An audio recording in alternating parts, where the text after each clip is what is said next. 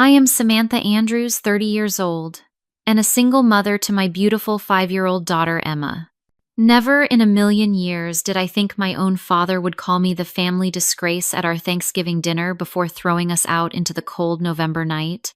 What he and the rest of my family didn't know was that they had been living off my $20 million fortune for years. I simply said fine and walked out with my head held high. Before I tell you what happened that night, let me know where you're watching from in the comments.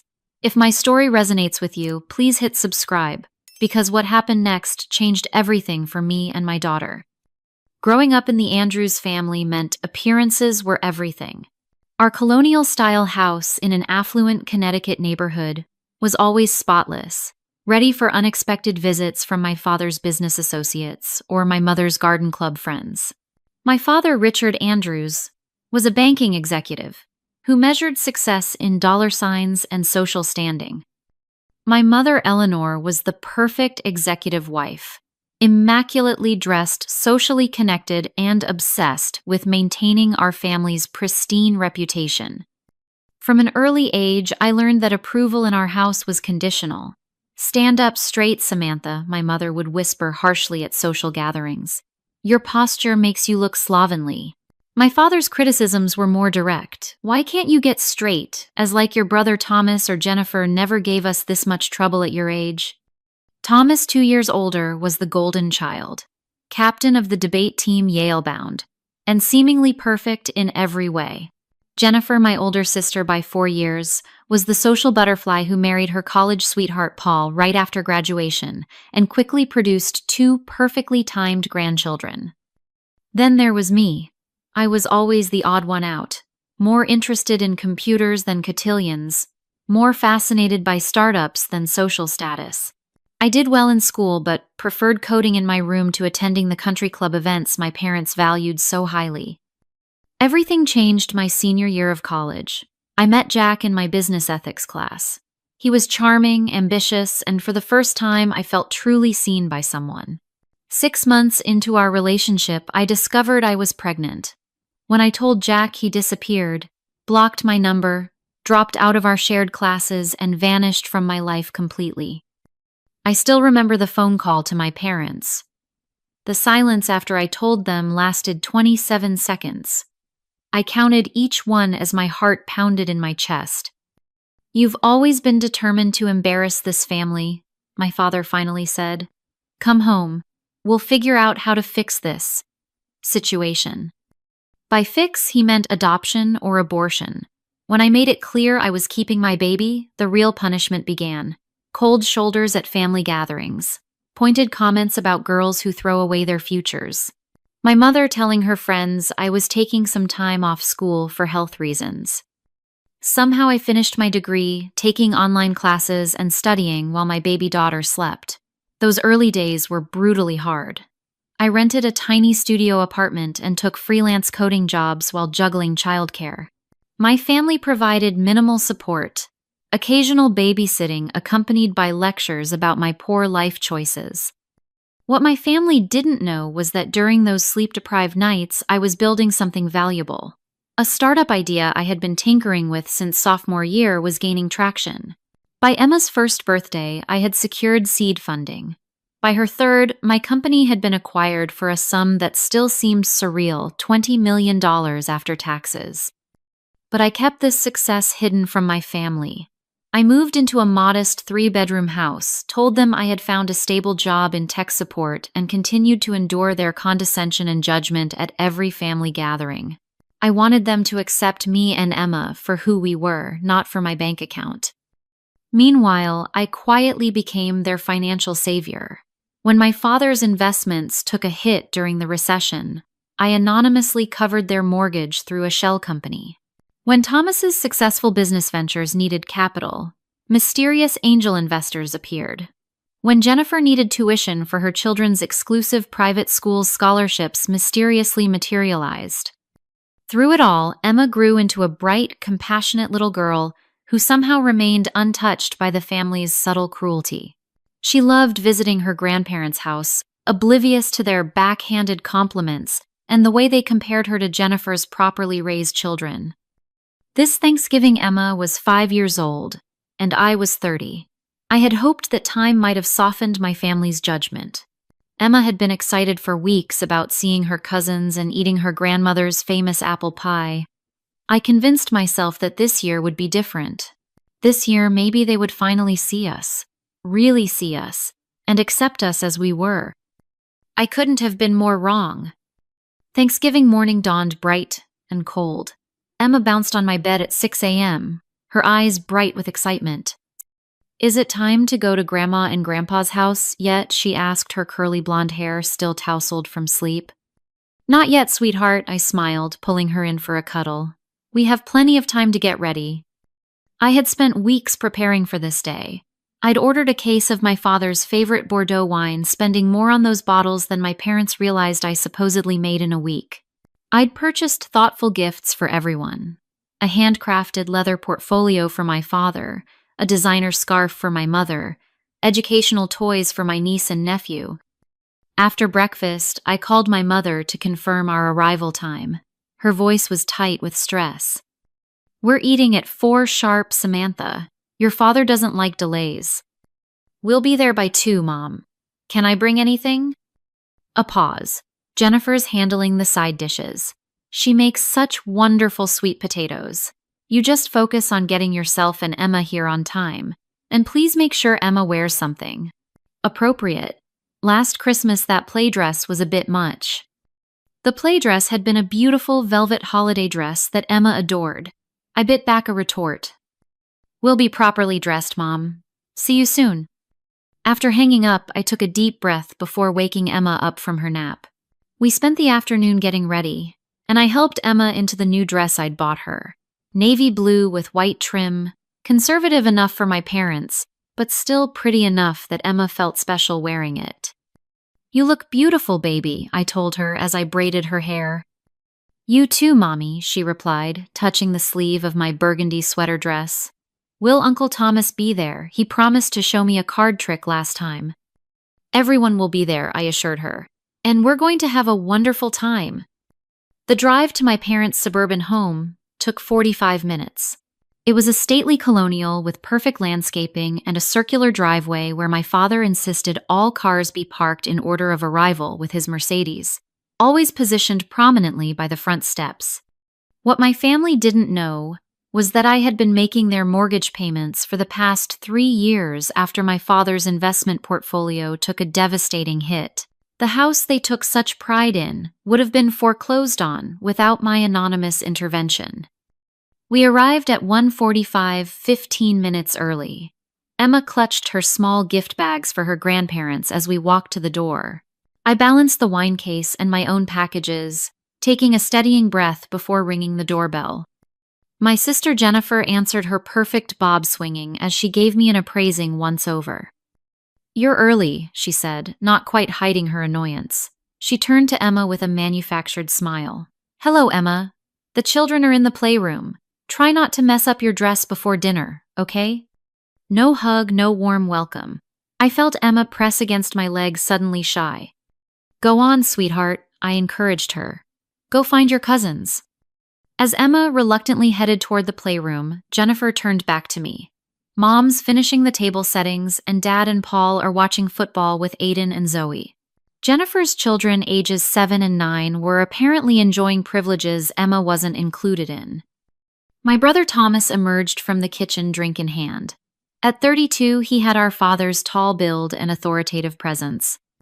"Well, if it isn't the little sister," he said, giving me a brief side hug that felt more like a formality than affection. "Still at that tech support job?" "Still going strong," I replied with a tight smile, not mentioning that I now owned the company and employed over 50 people. "Good for you hanging in there," he said, with the condescending tone that suggested answering phones was a step up from complete failure. "Let me take that wine to Dad." As I walked toward the kitchen to greet my mother, I heard my father's voice from the study. "She's early, of course. Probably has nowhere else to be. Did you see that dress on the child? At least it's not another inappropriate outfit." I froze, my chest tightening. Then I straightened my shoulders and continued walking. I would not let them ruin this day for Emma. I would plaster on a smile and get through this dinner just like I always did. In the kitchen, my mother was arranging cranberry sauce in a crystal dish. At 60, Eleanor Andrews still maintained her slim figure and highlighted blonde hair.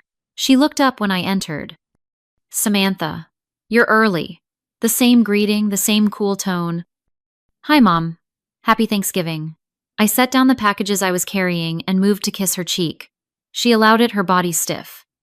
"Those go in the dining room," she said, nodding at the gifts. "We're exchanging after dinner this year. Jennifer thought it would be more civilized." "Of course," I said, gathering them up again. "Can I help with anything in here?"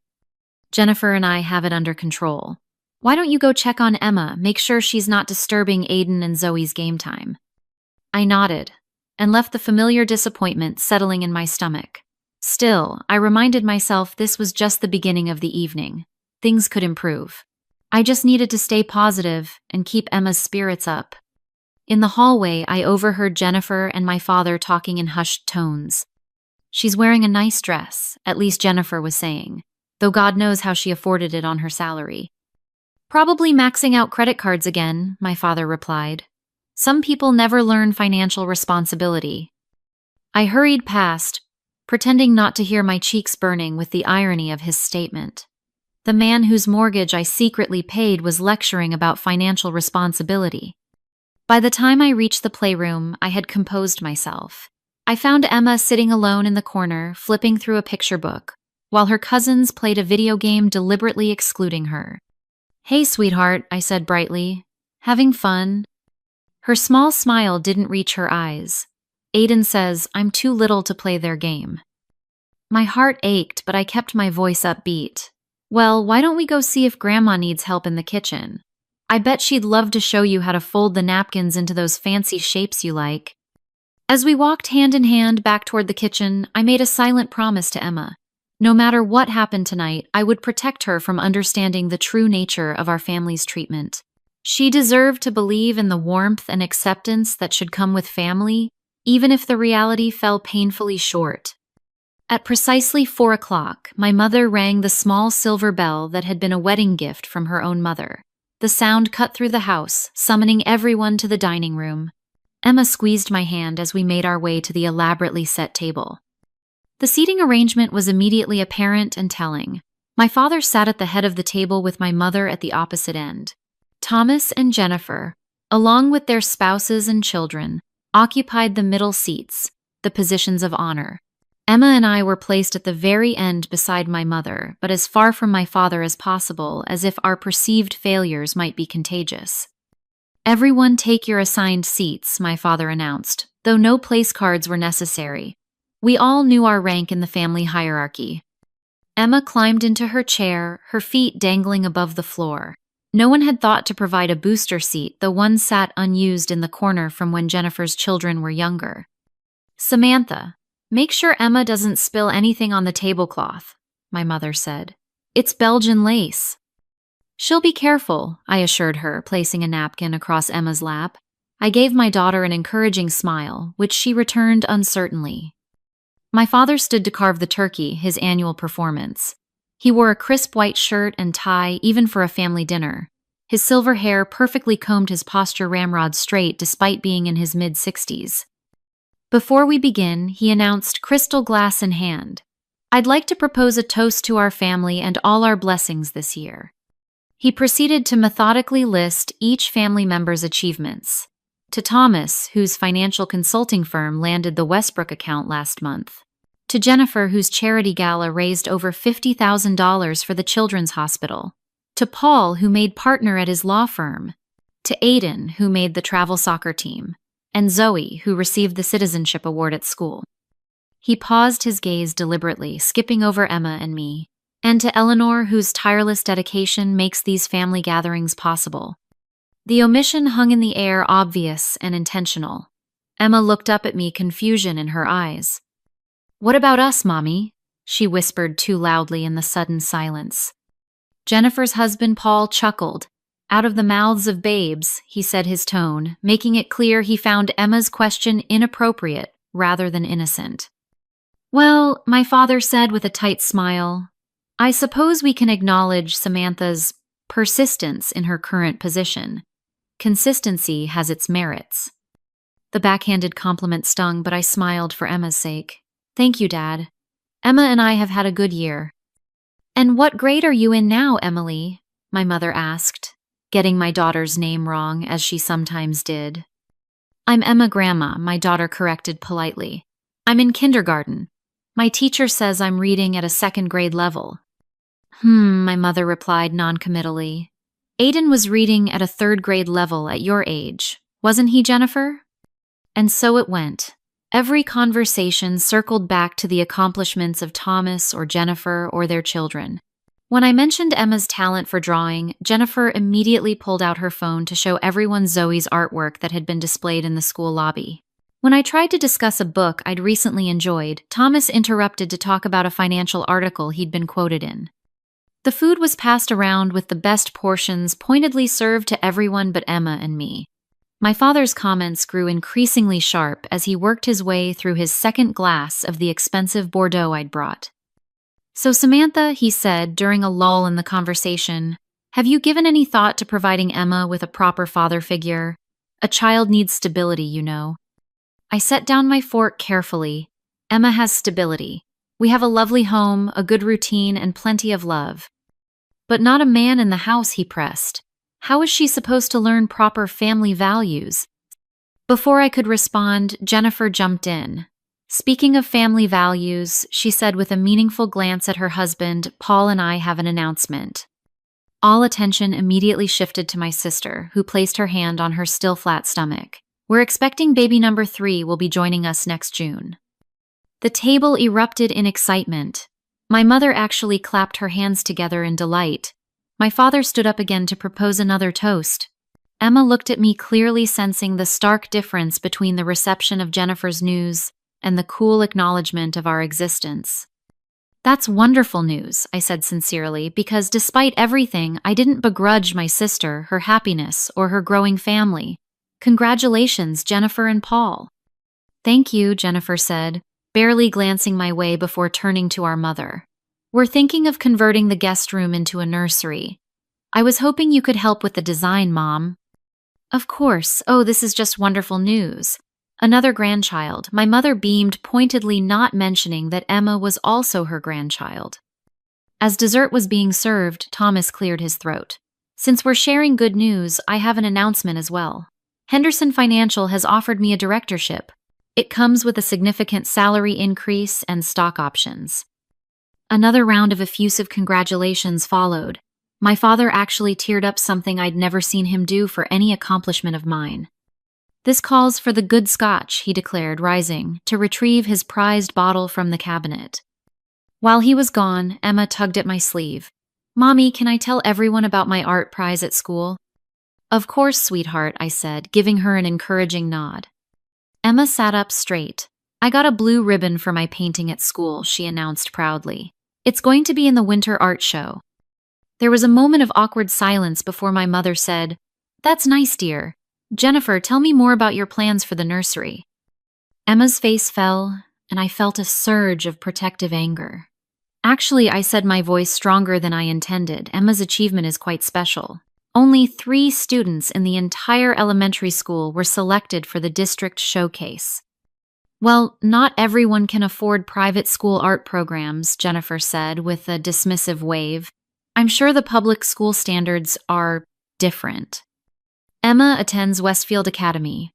I corrected her, naming one of the most prestigious private schools in our area.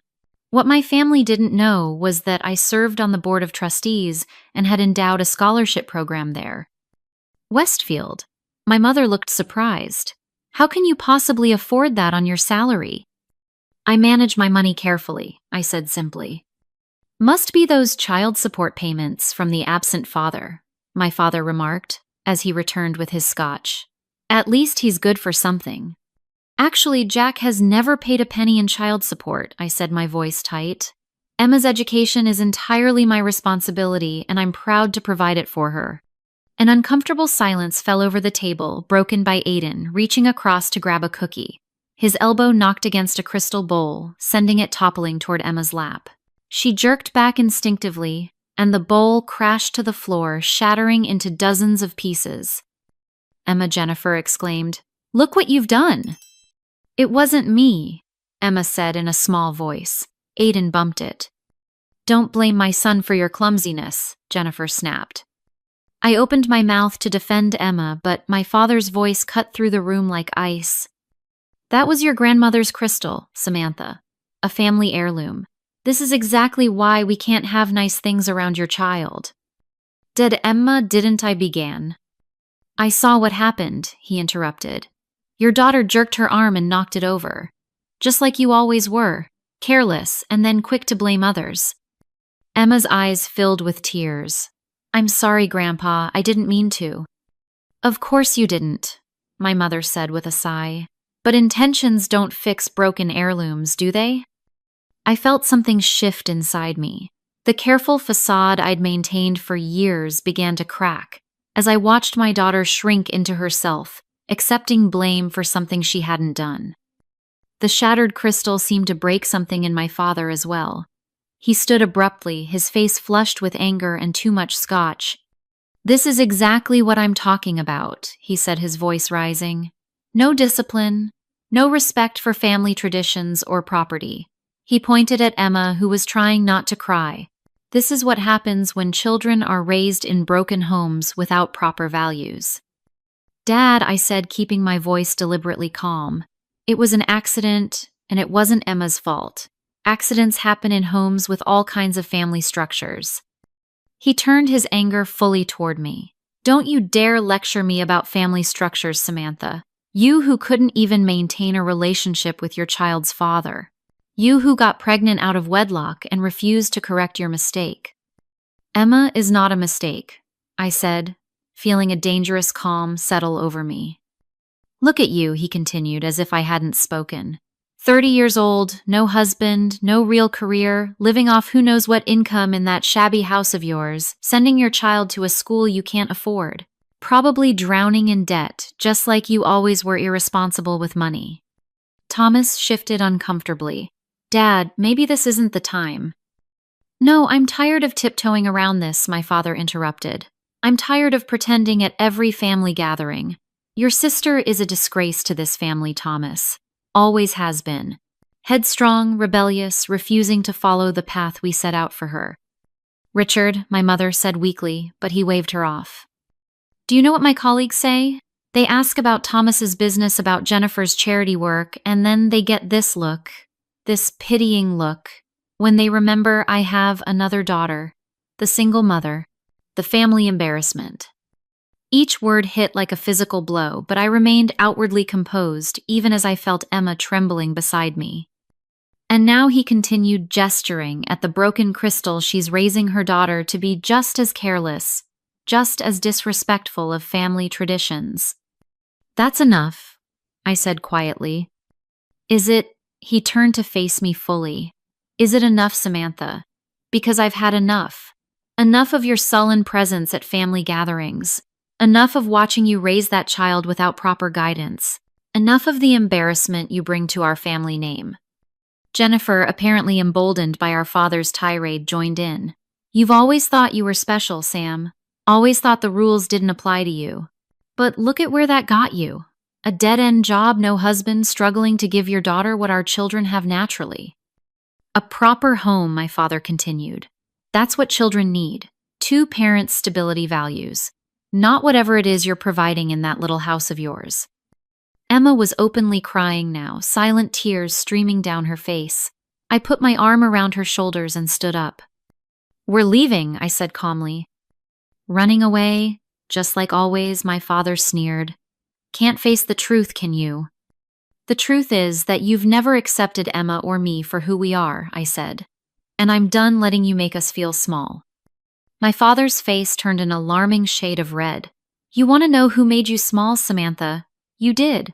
With your poor choices and your stubborn refusal to listen to those who know better. And now you're doing the same to your daughter." Emma buried her face against my side, her small body shaking with sobs. "Get out," my father suddenly shouted, slamming his hand on the table hard enough to make the silverware jump. Get out of this house, you ungrateful, disrespectful piece of trash, and take your ill-mannered child with you." A stunned silence fell over the table.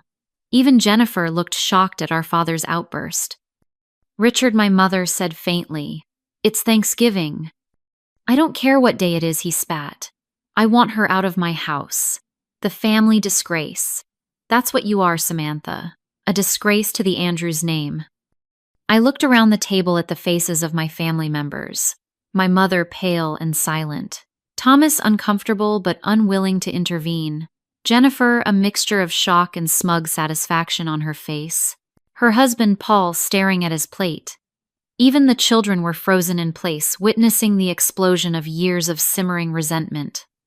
I took a deep breath and gathered my dignity around me like armor. "Fine," I said simply. I turned to Emma. "Get your coat, sweetheart. We're going home." "But Mommy," she whispered, her voice choked with tears.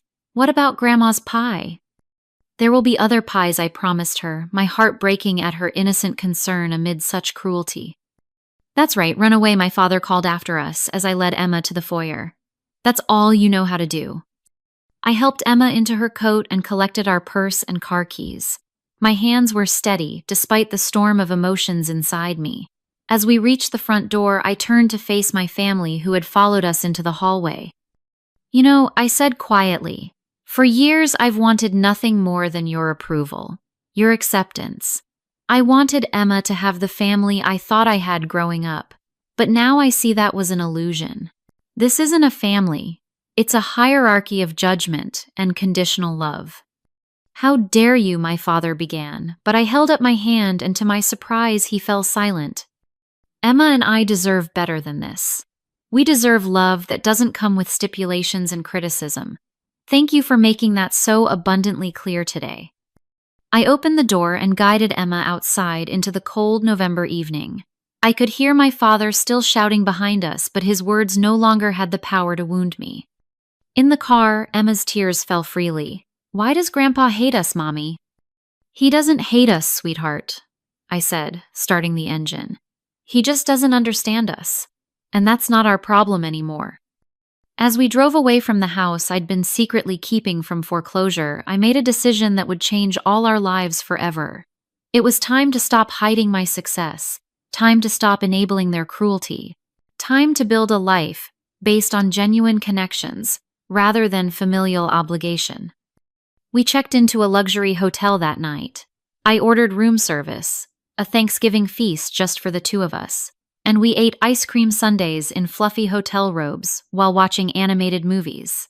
As Emma finally drifted off to sleep, exhausted from the emotional day, I made a series of phone calls that would set my new plan in motion. Morning sunlight streamed through the hotel suite's windows, casting golden patterns across the plush carpet. Emma was still asleep, curled up in the king-sized bed, her blonde curls spread across the pillow. I'd been awake for hours, finalizing the details of our new beginning.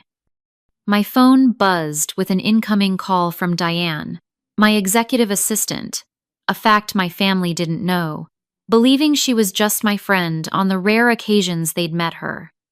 "Morning, Sam," she said when I answered. "I've made all the arrangements as you requested. The Miami house is being prepared. Your office there will be ready by Monday, and Emma's school transfer is in process. They're thrilled to have her mid-year." "Thank you, Diane," I said, keeping my voice low to avoid waking Emma. "And the other matter, I've contacted your financial team. They're awaiting your final authorization to terminate all the Shell Corporation support. Just say the word." I took a deep breath. For years, I'd been anonymously supporting my family, paying my parents' mortgage funding, Thomas's business ventures covering Jennifer's children's private school tuition, and her lavish lifestyle additions. All through carefully constructed shell companies and scholarships that couldn't be traced back to me. "Do it," I said firmly. "Terminate all financial support effective immediately." "Are you sure? It's going to be quite a shock for them." "I'm sure. It's time they understood what real consequences feel like." After hanging up, I called Michael, my financial advisor. "Sam, I got your email. Are you certain about this? It's a significant change to your financial structure." "I've never been more certain of anything," I replied. No more anonymous support. No more hiding my success. It's time for honesty. All right.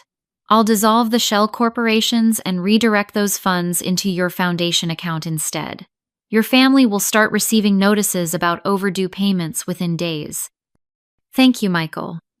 As I ended the call, Emma stirred and sat up, rubbing her eyes. Mommy, where are we? At a hotel, remember? We had our own Thanksgiving dinner here last night.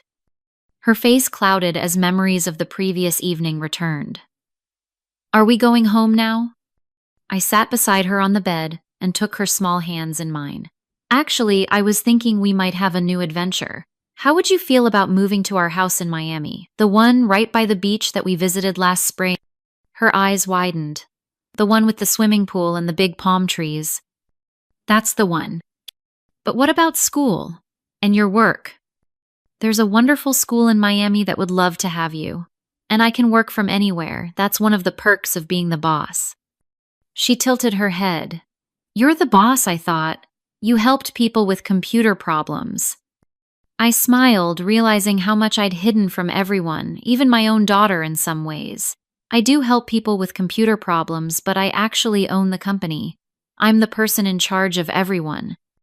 Like a queen, she asked, her eyes bright with this new understanding. I laughed. Something like that. And you know what? I think it's time everyone knew that. Over breakfast, I explained to Emma, in terms a 5-year-old could understand, that we were wealthy but had kept it a secret from the family. I told her we were going to start a new life in Miami where we could be ourselves without hiding anything.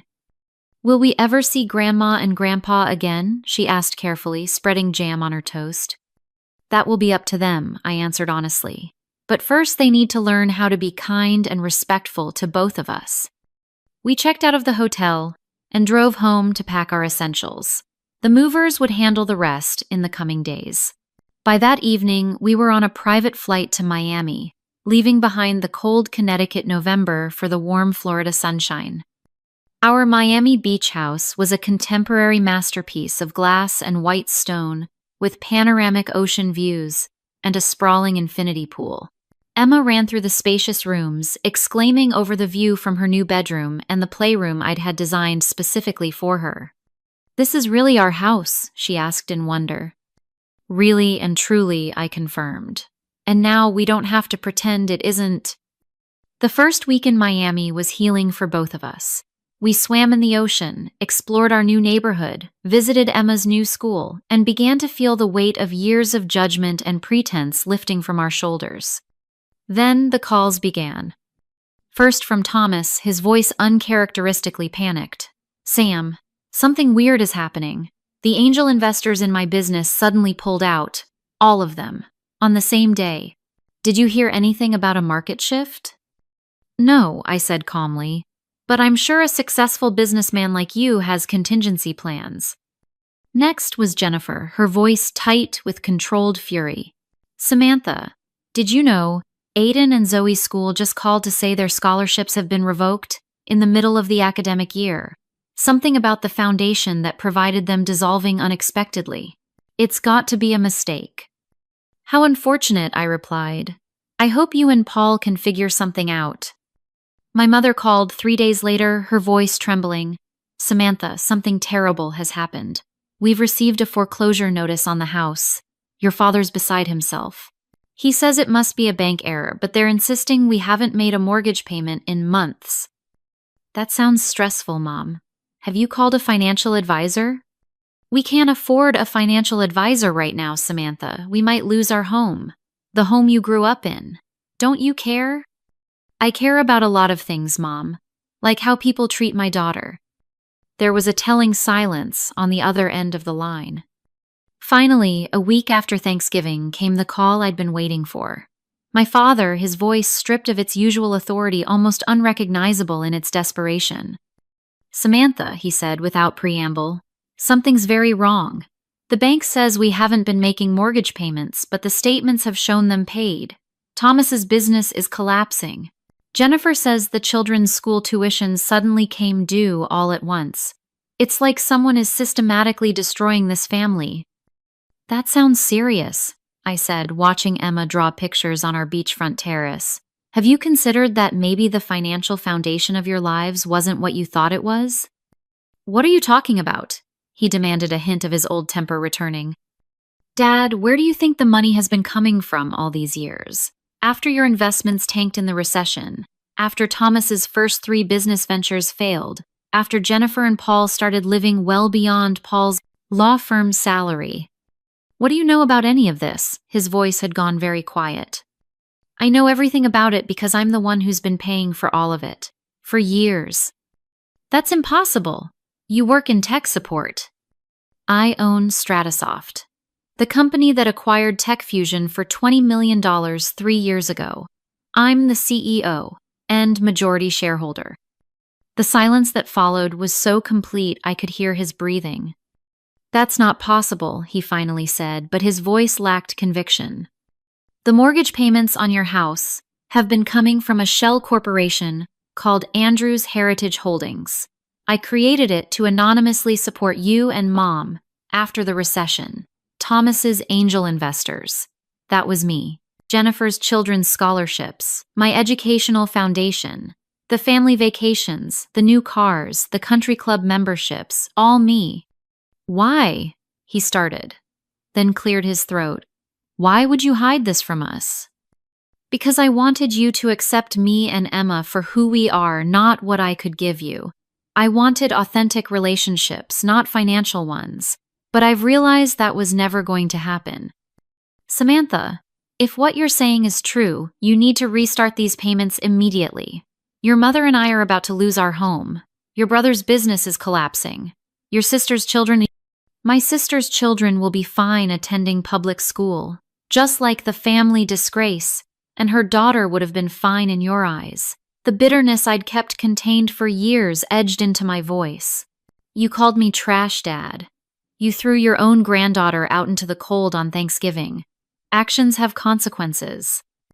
You can't do this to your family, he protested, but the imperious tone that had intimidated me for decades was gone, replaced by naked fear. I'm not doing anything to you, I replied. I'm simply stopping doing things for you.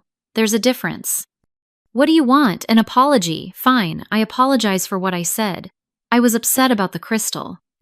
This isn't about the crystal, Dad. It's about years of conditional love and judgment.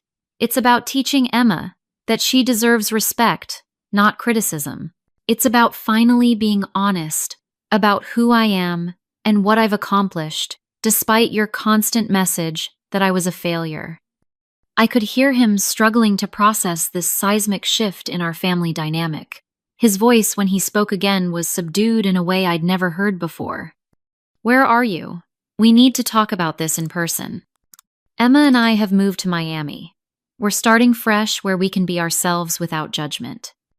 Miami? You can't just take my granddaughter to Miami without discussion. I laughed, the sound surprising even me. I think you forfeited any right to that discussion when you called her ill-mannered and kicked her out of Thanksgiving dinner. The conversation ended shortly after, with my father still reeling from revelations that had upended his understanding of our family's financial reality. I knew it wouldn't be the last difficult call, but for the first time in my adult life, I felt completely in control of my relationship with my family. That night, as Emma and I watched the sunset from our beachfront terrace, she looked up at me with serious eyes. Are Grandma and Grandpa and Aunt Jennifer and Uncle Thomas going to be okay? I stroked her hair gently. They're going to have to make some changes, but yes, they'll be okay. They just won't be living off our money anymore. Was that a secret? That we were giving them money? It was. But I don't think we need any more secrets between us, do you? She shook her head solemnly. No more secrets. Just us being us. Just us being us, I agreed, hugging her close as the last rays of sun disappeared beyond the horizon. December in Miami proved to be a revelation. While our old home in Connecticut would have been blanketed in snow requiring heavy coats and boots, Emma and I spent weekends on the beach in light sweaters collecting shells and building sandcastles. The warmth of the sun seemed to mirror the warmth growing in our hearts as we settled into our authentic lives. Emma thrived at her new school, Wellington Preparatory Academy, where she was welcomed warmly by teachers who recognized her artistic talents and encouraged her academic curiosity. Without the shadow of family judgment hanging over her, she blossomed, making friends easily, and coming home each day bubbling with stories about art projects and science experiments. I established my company's Miami office and began working on a new educational technology initiative that had been my passion project for years, developing affordable coding curricula for underprivileged schools. In the evenings, instead of worrying about presenting the right image to my family, I focused on building a genuine support network. Our next-door neighbors, the Ramirez, had twin daughters Emma's age, and soon playdates and family dinners became regular occurrences. I joined a business women's mentoring group and found friendship with women who valued ambition and independence rather than criticizing it. For the first time in my adult life, I wasn't hiding any aspect of myself from the people around me. Meanwhile, the situation with my family continued to evolve. The calls and messages came regularly, their tone shifting from angry demands to desperate pleas to tentative reconciliation attempts. My mother was the first to truly reach out. 2 weeks before Christmas, she called, her voice lacking its usual crisp efficiency. "Samantha," she said, "I've been doing a lot of thinking since everything happened." "That's good to hear, Mom. Your father isn't handling this well. His pride is, well, you know your father." "I do," I agreed. "But this isn't about his pride. It's about respect." A long silence followed before she spoke again. "I miss Emma," she finally said, her voice small. "I find myself thinking about her drawings on the refrigerator and the way she used to help me arrange flowers." The admission surprised me. My mother had never been demonstrative with either her children or grandchildren. "She misses you too," I said, because it was true. Despite everything, Emma asked about her grandmother regularly. "I'd like to see you both. I could come to Miami. Just me." I considered her request carefully. That might be possible, but there would need to be some ground rules. Ground rules. She sounded uncertain. "Yes. No criticism of our life choices. No comparisons to Jennifer's children. No subtle digs about Emma lacking a father figure. Just acceptance of us as we are." Another pause. "I think I can manage that." And surprisingly, she did. A week before Christmas, Eleanor Andrews arrived in Miami, looking smaller and less intimidating than I remembered. She brought gifts for Emma, thoughtfully selected art supplies rather than the educational toys she usually gave that were more appropriate, and made a visible effort to engage with my daughter on Emma's terms. On her second day, as we watched Emma swimming in the pool, my mother turned to me with tears in her eyes. "I've been a terrible mother to you, haven't I?" The blunt admission left me momentarily speechless. "You always wanted me to be something I wasn't," I finally said. "I could never quite measure up to the daughter you had in mind." "I thought I was helping you," she said, twisting her wedding ring, "pushing you toward what I believed would make you happy and successful. I never considered that your definition of those things might be different from mine." And now I prompted. She gestured toward the beach house, the pool, the evidence of my success. "Now I see that you knew exactly what you were doing all along. You've built an extraordinary life, Samantha, on your own terms." It wasn't a complete reconciliation, but it was a beginning. By the time she left, we had established a tentative new relationship, one based on who we actually were rather than who she had always wanted me to be. Thomas was next. His business on the verge of collapse, he swallowed his pride and called to ask for advice rather than a handout. "I don't understand how you did it," he admitted during a video call. "Built something so successful from scratch." "Hard work," I told him, "and understanding what people actually need versus what you think they should want." "I've never been good at that," he said with surprising self-awareness. "I've always been busy trying to impress Dad." "How's that working out?" I asked, not unkindly. He laughed ruefully. "Not great. He's how different now. Quieter. Sometimes I catch him staring at your old pictures from college. I think he misses you." "He misses the idea of controlling me," I corrected. "That's different from missing me." Thomas considered this. "Maybe. Or maybe he's realizing what he lost by trying to control you all these years. Over the following weeks, Thomas and I developed a new kind of sibling relationship. I didn't rescue his business, but I did connect him with advisors who could help him restructure it on a more sustainable model. He began to see me as a peer, rather than his little sister who had made a mess of her life, and I found I enjoyed his company when it wasn't colored by competition and judgment. Jennifer proved the most resistant to change.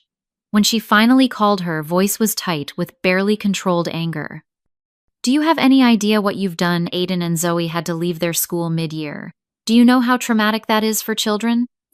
"About as traumatic as being called ill-mannered and thrown out of Thanksgiving dinner," I suggested. "That was different. Emma is younger, she probably doesn't even remember." "She remembers," I said firmly. "Children always remember when they're made to feel unwelcome." "So, this is revenge. Punishing my children for something their grandfather said." "This isn't punishment, Jennifer. It's reality. Paul makes a good salary. You live in a beautiful home. Your children will receive an excellent public education, just as they would have if I'd never stepped in with private school tuition." "It's not the same, and you know it," she snapped. "Not everyone has $20 million to throw around." "No, they don't. Which is why those who do have resources should be treated with respect, not contempt." We ended the call at an impasse, but in the weeks that followed, small changes emerged. Jennifer's social media posts, once filled with expensive vacations and designer purchases, became more modest. She mentioned volunteering at Aiden and Zoe's new school, and eventually she sent a brief text after Emma's birthday asking if her daughter might like to video chat with her cousins sometime. It was a small olive branch, but I accepted it for Emma's sake. The children, after all, were innocent in the adults' conflicts. My father remained the most distant. He communicated primarily through my mother, seemingly unable to directly address the reversal in our power dynamic. The mortgage on their house was modified to a more affordable payment after they sold one of their cars and cut back on country club memberships and other luxuries. I heard through Thomas that he'd taken a consulting position to supplement his retirement income, his first actual work in years. As Christmas approached, Emma and I planned our first holiday celebration in our new home. We decorated a tree with ornaments we selected together, baked cookies with the Ramirez family next door, and discussed which traditions we wanted to keep and which new ones we might create. "Will we see Grandma and Grandpa for Christmas?" Emma asked one evening, as we hung stockings by our beachfront windows, an unconventional location in the absence of a fireplace. "Not this year, sweetheart," I told her, "but Grandma might come visit again in January." "What about Grandpa?" I hesitated, wanting to be honest without burdening her. "Grandpa is still learning some important lessons about how to treat people kindly. When he's ready to do that, he can visit too." She considered this solemnly. "People can change if they really want to, right?" "Yes," I agreed, hugging her close. "People can change if they want to badly enough." We hosted Christmas dinner for our new friends and neighbors, filling our home with laughter and genuine warmth. As I watched Emma explaining her artwork to our guests with confidence and joy, I realized we had created something my parents' perfectly decorated home had always lacked, a place where people felt valued for exactly who they were. Later that night, after Emma had gone to bed, I sat on our terrace overlooking the moonlit ocean and reflected on how completely our lives had transformed in just 1 month. The phone call that had finally freed us from pretense had come on Thanksgiving, but the true liberation had been internal, the courage to live authentically and demand the respect we deserved. My phone buzzed with a text message. It was from my father, the first direct communication since our confrontation. "Merry Christmas to you and Emma," it read. "Your mother shows me the pictures you send. The house looks nice. Hope you're both well." It wasn't an apology. It wasn't a reconciliation. But it was an acknowledgement of our existence without criticism or judgment, and for now that was enough. I texted back a simple Merry Christmas and returned my gaze to the ocean, feeling a sense of peace settle over me. We had created a home where Emma would grow up, knowing her worth wasn't determined by others' expectations, where she would learn that respect must be earned, not demanded, where she would understand that family could be defined by love and acceptance rather than obligation and judgment. It was the greatest gift I could have given her, and myself. 6 months after that fateful Thanksgiving dinner, Miami's summer heat had settled over the city, like a warm embrace. Emma had completed her first semester at Wellington Prep, with glowing reports from her teachers and a growing circle of friends. Her artwork had been featured in the school's spring exhibition, and her self-confidence blossomed with each passing day. I sat on our beachfront terrace, watching her build an elaborate sandcastle with the Ramirez twins, her laughter carrying on the sea breeze. The change in her was remarkable. Gone was the hesitant child who second-guessed herself, replaced by a vibrant, assertive little girl who knew her own mind. The healing hadn't happened overnight. In those first weeks after Thanksgiving, Emma had frequent nightmares about being yelled at, about not being good enough. We worked through it together with the help of a gentle child psychologist who specialized in family trauma. Gradually, the nightmares subsided, replaced by dreams of ocean adventures and flying through clouds. My own healing journey had been more complex. Years of conditioning to seek approval from people who were fundamentally incapable of giving. It couldn't be undone in a single moment of courage. There were days when old doubts crept in, when I questioned whether I'd done the right thing in cutting off financial support and exposing my success. But those moments grew fewer and farther between, as I built a life centered on authenticity rather than appearance. I expanded my company's educational initiatives, creating a foundation specifically designed to support single parents in the tech industry. The work was deeply fulfilling, a way of transforming my own painful experiences into something that could help others. My relationships with my family had evolved into something I never would have imagined possible. My mother visited monthly each time, seeming a bit more relaxed, a bit more genuine.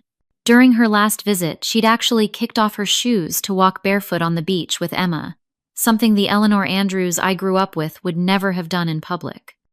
I was so concerned with what other people thought she admitted during that visit that I never stopped to ask myself what I actually wanted. Thomas had rebuilt his business on a smaller, more sustainable scale, and we'd developed a surprisingly collaborative professional relationship. He consulted on some of my foundation's initiatives, bringing a financial perspective that complemented my technical expertise.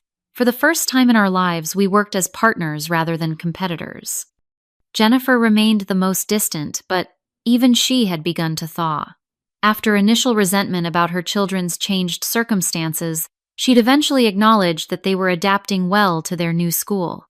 Aiden had discovered a talent for science that might never have emerged in his previous environment, and Zoe had made friends with a more diverse group of children.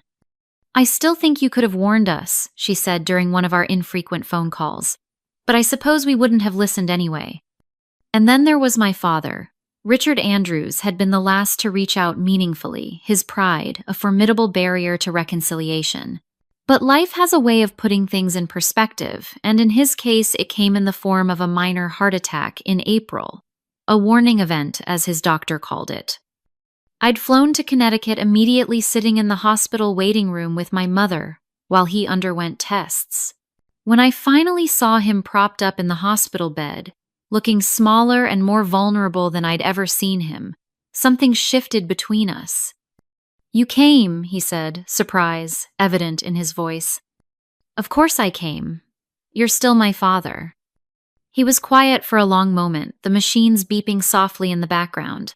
"I've been thinking a lot lately," he finally said, "about choices, about what matters in the end." I waited, giving him space to continue. "It's not the house or the country club membership," he said.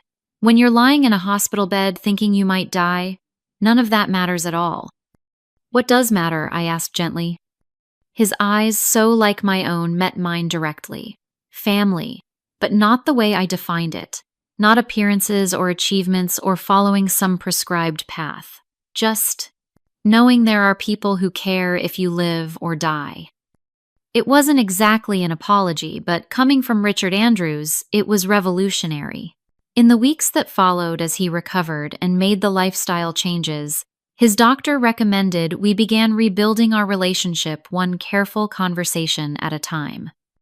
He would never be demonstrative or overtly affectionate. He would always retain some of his formality and reserve. But the cutting judgment, the conditional approval, these began to fade, replaced by something that resembled respect. Now, in June, he and my mother were planning their first visit to Miami together. I'd prepared Emma, carefully explaining that Grandpa was working on being kinder and more understanding, and that we would give him a chance to show us this new side of himself. People can change if they want to, badly enough, she reminded me, echoing our Christmas conversation. Maybe Grandpa wants to change. I think he does, I agreed, and we can appreciate that effort while still protecting ourselves.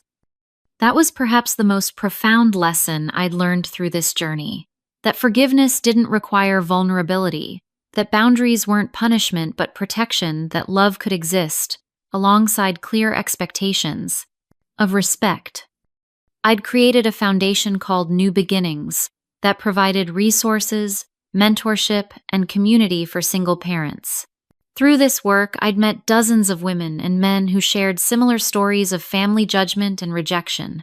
Many had internalized the message that their non-traditional families were somehow lesser, that they had failed by not meeting conventional expectations. "You taught me that I don't have to accept that narrative," one young mother told me at a foundation event, "that I can define success on my own terms."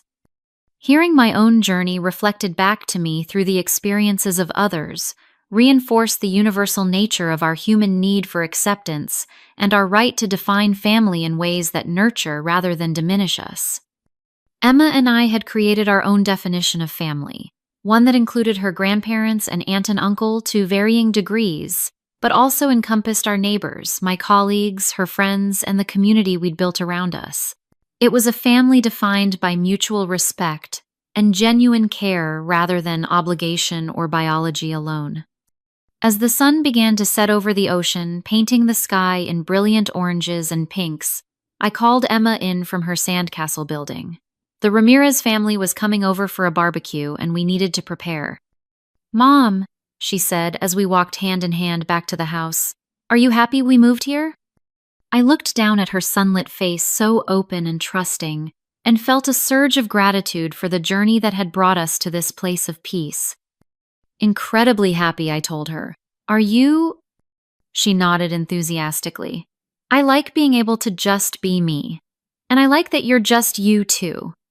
"That's the most important thing I've learned," I said, squeezing her hand. "That being truly yourself is worth more than trying to be what someone else wants you to be." "Even if they're family?" she asked with the piercing insight children sometimes display. "Especially if they're family," I confirmed. "Because a real family loves you for exactly who you are, not who they wish you would be." That night, surrounded by friends who had become family, watching Emma laugh and play without the shadow of judgment hanging over her, I reflected on how a moment of crisis had ultimately led to liberation. My father's cruel words at Thanksgiving had been painful beyond measure, but they had also been the catalyst for breaking free from patterns of pretense and seeking approval that could never truly be earned. The $20 million had never been the real issue. Money was simply the tool that had allowed me to maintain the illusion that I could buy my family's acceptance. In revealing my success, I hadn't just changed their perception of me. I had changed how I perceived myself and what I was willing to accept in relationships. As our guests departed and Emma prepared for bed, I received a text from my father. "Looking forward to seeing you and Emma next week. Been practicing my sandcastle building skills." The simple message, free from criticism or judgment, represented a transformation I once would have thought impossible. Not perfect, not complete, but a genuine effort to connect on new terms. Mom, Emma called from her bedroom. "Can you read me a story?" "Coming, sweetheart," I replied, putting down my phone and moving toward the sound of her voice.